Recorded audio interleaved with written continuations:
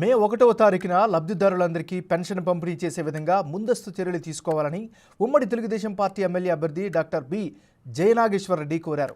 ఈ మేరకు కూటమి నాయకులు కార్యకర్తలతో కలిసి ఆయన ఎమ్మిగనూరులోని ఎంపీడీఓ కార్యాలయంలో ఎంపీడీఓని కలిసి వినతిపత్రం అందజేశారు.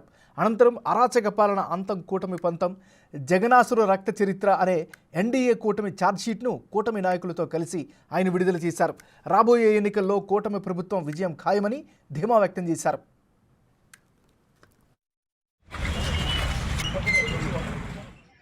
అరాచక పాలన అంతం కూటమి పంతం ఒక ఛార్జ్షీట్ ఎన్డీఏ అభ్యర్థులుగా ఎన్డీఏ కూటమి తరఫున మేము విడుదల చేయడం జరుగుతోంది.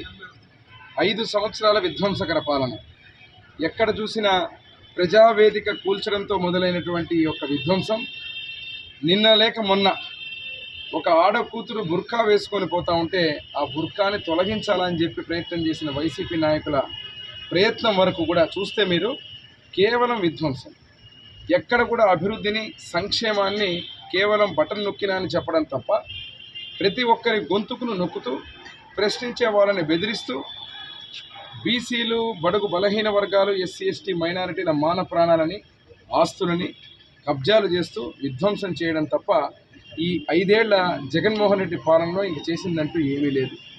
వనరులను దోచుకున్నారు, ఇసుకను తోడి పారేశారు.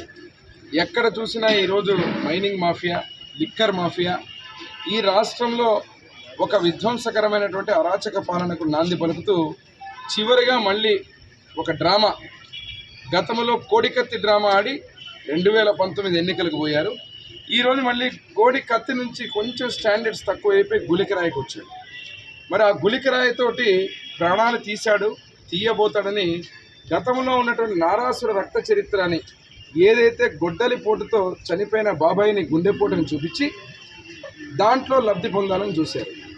అదేవిధంగా ఇప్పుడు మళ్ళీ గులికిరాయి దెబ్బకు చంద్రబాబు గారే మళ్ళీ హత్యా ప్రయత్నం చేశారని చెప్తే రాష్ట్ర ప్రజలు అమాయకులు అనుకుంటున్నారా, లేకపోతే ఏమనుకుంటున్నారు?